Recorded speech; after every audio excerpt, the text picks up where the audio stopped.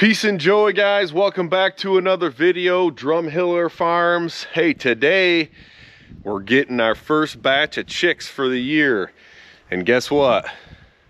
It's snowing.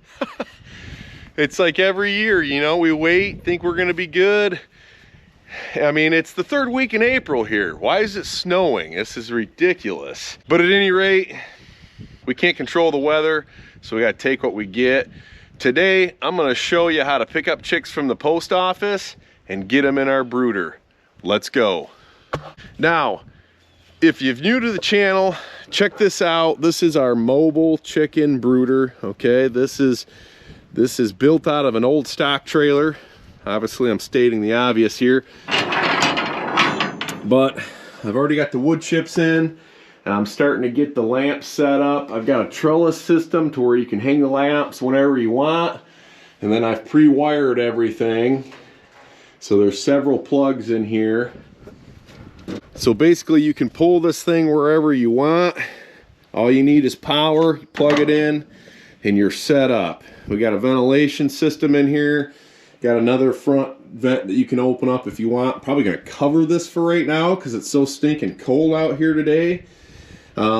The post office just called me and said that my chickens have arrived. They weren't supposed to be here till tomorrow, but either way, I'm happy that they're here.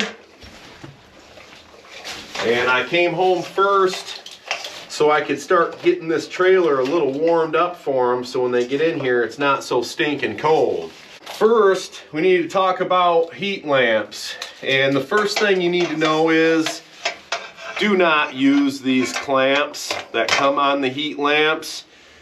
If you do, there's a pretty good chance that you're gonna burn down whatever structure your chicks are in.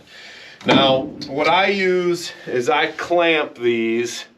I use one of these big heavy duty clamps right on the cord, clamp to this trellis system. That way you don't have to worry about something falling. With as cold as it is today, I'm gonna put a few extra ones in here simply because it's cold, man. It's supposed to be warm. Spring's been here for a couple weeks. I don't know why it's so cold in here, honestly. All right, gotta get some water hooked up. So as far as the water goes, I do have a Plason auto filler, and that is, got the bucket that sits out on the wheel well outdoors. That's very handy. When I first bring the chicks in here, I like to set up a few of these just standard auto fillers that sit right on the ground, and I can dip their beaks in them, and it's kind of a till this gets adjusted in and you know it's working correctly. These are a little more foolproof. I like to use those just to confirm that everybody knows where the water is and everybody gets a drink. I also have 4 heat lamps in here. I think one year I actually had up to 5 because it was so cold the first year we started this. But I like to keep them at different heights. I've got some that are lower and some that are a little higher, and I'll keep an eye on the chicks and see what they're doing. If they're huddling up too close, they might need to lower the lights to give them a little more heat, and if they're spread out all the way to the edges, they're probably too hot, which I don't believe is going to happen today. What you kind of want is them evenly spread out amongst all the light. That means you got your light set pretty right. But the fact that I've got several different heights here is going to help determine if it's at the right height or not, because they'll all have different temperatures that they're at. So we are en route to the post office to pick up the chicks. It's always a fun time of the year getting new babies on the farm. I've got a couple heifers out in the field that are about to give birth any day. I'm not gonna take the camera into the post office, but I will record as much as I can, and you guys can check out how that works. And then I will have the heat up here in the truck a little bit to keep things warm. Welcome to the village of Parma, Michigan. We're gonna back right up to this door.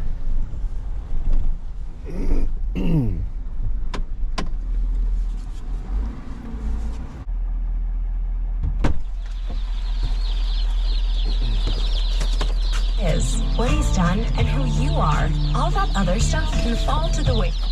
Have a great day. Yep.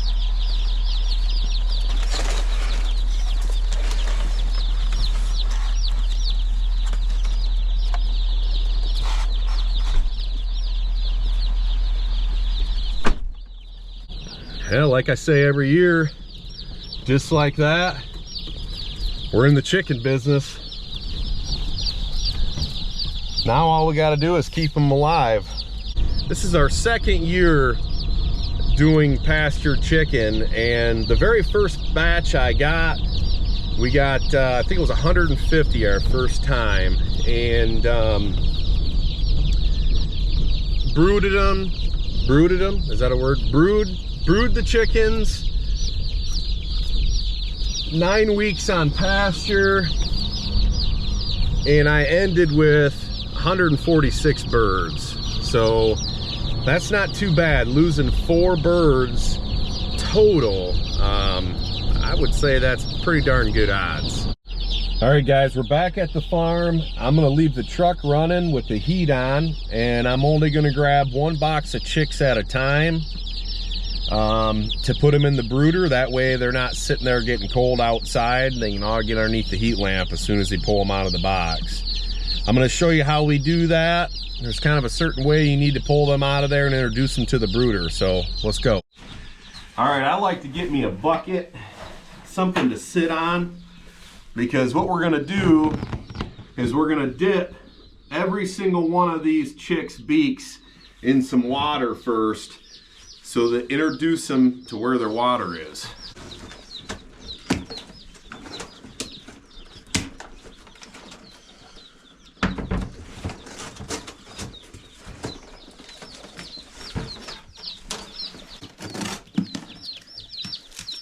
Now these are our egg-laying chicks. We got a few on this batch and a few on the others. Now, you do need to be a little aggressive about it and just kind of dunk their head. Make sure their beak gets in that water.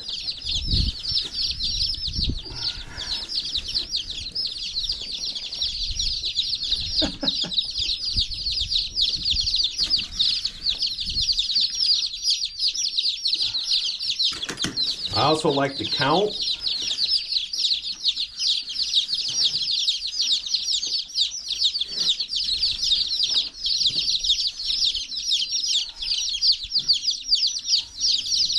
They're already starting to drink, see that?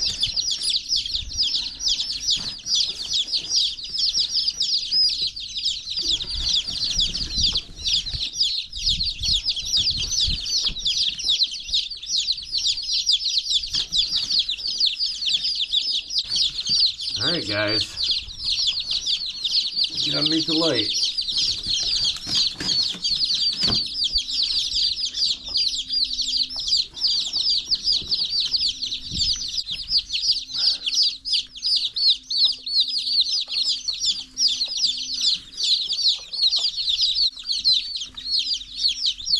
All right, this is our first batch of egg layers. There's 33 of them here. Look it, they're already in there drinking because you showed them where their water is. They need to get underneath the heat lamp, which you see this guy's already found it. And I am gonna put the meat chickens in this same brooder. Now you might be asking yourself, how are you gonna know which one's the meat chickens and which ones are the egg layers? Well, the short answer to that is I probably won't know. I mean, obviously there's different colors, and that's going to be our first indication. All the meat chickens are all the same color, but there's a few yellow ones like this that are going to be disguised as meat chickens. But the answer to that is, by the end of the 3-week brooding process, and we might even go to 4 weeks if these things doesn't ever turn warm out right now, but we should be able to tell which are the egg layers and which ones are the meat chickens. Now, if we can't tell and we end up getting an egg layer in the chicken tractor with the meat chickens, no big deal. We'll just pull them out of there and put them in our egg mobile. But while they're getting acclimated, you can see they're getting underneath the light there. They're starting to find light. They're getting warmed up.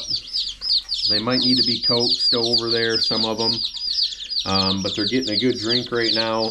But the other thing you got to be very careful of, you got to make sure that you don't step on them, especially when all 200 of them get in here, because it'll be quite the ordeal. Noticeable difference in the meat chickens. They're all the same color and they're all that yellow color. So even if we put one up next to one of the egg layers, you can kind of still see the difference in them.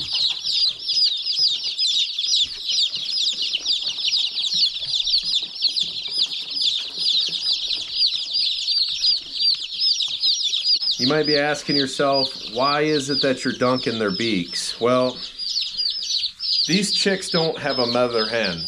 You know, in the wild, naturally, they would have a mother hen that would show them where the water is, where the food is, and, you know, kind of how to live. Well, we are the mother hen to these chicks for right now. So by dunking their beaks, they're being showed where the water is, and you can see they're going after it, man. I mean, this water was full, and it's almost empty already. That's like a half a gallon. So they're definitely going after it pretty hard.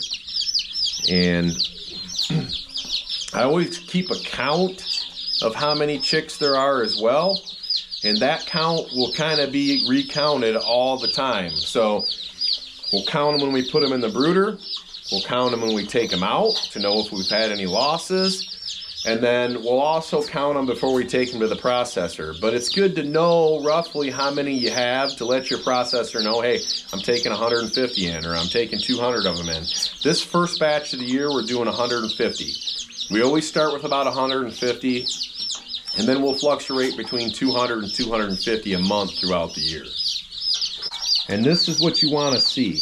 You see how they're moving around, very lively. Everybody's kind of scattering and running everywhere. That's what you want. And they're starting to explore a little bit further out. They're starting to get to the other lights, and that's a good sign. So we have 154 live birds. Remember, I said our first batch was 150 birds. So they actually shipped 156. And only 2 were DOA. So that's pretty good. They shipped 156 birds and only 2 passed away on the way over. So, and they probably were trampled by the other birds. That's what happens a lot. But a very lively bunch. They're all running around. A lot of cuddling going on here because this is the closest lamp that they're to. They just got to take some time to find the rest of the lamps. Another thing I always do is I add biochar. For the first week of the chick's life, I add some biochar into the brooder, and kind of works as just a natural medicine, I guess, so to speak. I'm going to get these feeders filled. This right here is a very small feeder. I like to start with these 2 style feeders, this one and this one. They're very small. And we'll move up to bigger trough feeders, and then we have ones that are even bigger than that. So I'm going to get them things filled real quick. Alright, so I've been observing them now for a few minutes, and I have decided that I'm going to go ahead and lower one of these lamps just a little bit. The ones that are the lowest to the ground, they're really crowded under. And that's kind of what you have to do. You kind of have to take an observation, see how many of them are scattered underneath the lamps. But this is a pretty good sign. I mean, some of this is because this is where we let them out at, and they're immediately, this is the first lamp they're finding, so they're really crowding out underneath there. But they are moving around really well. They're all drinking a lot. And I'm really happy that we only had 2 DOAs. That's a really good sign. Jeez, oh Pete's, it's snowing again. Come on already. All right, guys, the next thing you need to know, once you get your chicks in the brooder and everything's set, you need to leave them alone. Okay, especially if you're bringing these home your family. I know the kids are gonna wanna be out here messing with them. They're cute, they wanna hold them. Get your chick fix and then let them be. Observe, make sure that they have enough heat, and then let them be. Because they're very susceptible to dying from loud noises. I mean, even thunderstorms, they can pile up into a corner and kill one another. So it's very important that once you get them set, you leave them alone and just let them do their thing. You're stuck in there, dude. I added another heat lamp, so that's 5 of them in here. Might seem a little extreme, but they're still doing a lot of crowding around in there. It's a cold day, so I've got food in here for them, I've got water in here for them, and I've got 5 heat lamps. I'm convinced that's enough heat. I'm convinced that they are warm enough. I've been observing them long enough to know that they'll crowd and then they'll go run around and they'll come back. And so it's going to be probably a little bit of a cold couple days, but I believe they're going to be just fine. Now it's time to leave them alone. All right, well, I checked on the chicks just before I left, and everybody had spread out. There's a few still huddling underneath the lights, but you got to give them about half hour to 45 minutes to get acclimated to what that brooder is going to be like as far as the temperature goes. You know, they were probably pretty cold when we put them in there because they weren't underneath any lights. And, you know, after a few minutes, half hour, 40 minutes, that's going to be the best indicator of what temperature your brooder's at. All right, so I checked on the chicks before I left, and it looks like everybody's spread out really nicely, and it looks like the temperature in the brooder is just about perfect. It takes about a half hour to 40 minutes for them to get acclimated to the temperature of the brooder. You got to remember, when we first put them in there, they were cold. They weren't underneath lights for a little while, so that's probably why we were seeing them huddle up so hard for that first half hour or so. I also wanted to say we get all of our chicks through Town Line Hatchery out of Zeeland, Michigan. I had a friend of mine say he had really bad luck. He had all of his chicks show up dead except for like 2. He ordered like 50 of them. I said, well, where'd you get them from? He said, oh, someplace in North Dakota. I said, what are you going all the way to North Dakota to get your chicks for? He said, well, I got a good deal on them or something. It's like, well, you know, sometimes it's hard to pass up a good deal, but at the same time, if they're shipping chicks all the way from North Dakota to Michigan, it looks to me like that's some disaster waiting to happen. Now, sometimes it takes a couple days, even from 2 hours away, to get those chicks here, and sometimes you'll end up with even more than just 2 dead. So the fact that we only had 2 die is very, very good odds. I appreciate you guys watching the video. I hope that this has helped you understand how to get your chicks ready, and I hope that it's encouraged you to take the plunge to raise some chickens on your own. Guys, I never thought I would be a chicken farmer, okay? To be honest with you, when I first started, I felt a little silly raising chickens after, you know, starting my farming career with raising larger animals like cattle. But I gotta tell you, it's one of the easiest things I've ever done. And it's one of the best finished products that I've ever had. And you know, I was just sick and tired of hearing customers say, boy, I wish you guys raised chicken, I'd buy chickens from you. And now we're hearing, hey, I wish you guys had pork. So that's why we're getting into the pork business. But the main thing that I want you guys to understand is I had no idea how to raise chickens, and I raised almost 1,200 of them our first year. And so, you know, I want to show you that you can do this, and maybe you don't want to raise 1,200 chickens in their first summer. That's perfectly fine, but raise 25, 30, 40, 50 birds to supply you and your family with some good nutrient-dense food that you, and some food that you don't have to rely on the grocery store for, because the stuff that you're getting there, I call it government subsidized food. is horrible, okay? So this is very, very easy to do, and I hope that through our videos and our journey this next summer, watching us raise probably another close to 1,000 birds this year, you'll see just how easy it is, and you can do it yourself. I appreciate you watching. Go ahead and hit that subscribe button. Share this with somebody that maybe want to get into the chicken business themselves. God bless. All right, it's the afternoon. Let's check in on these chicks.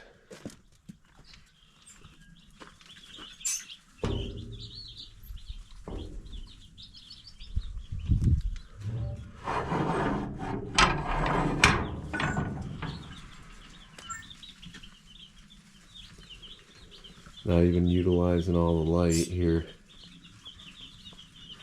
Eating a lot of their food and drinking a lot of water. Perfect. There's nobody even on that light back there. They're hardly even into it there. Doing good.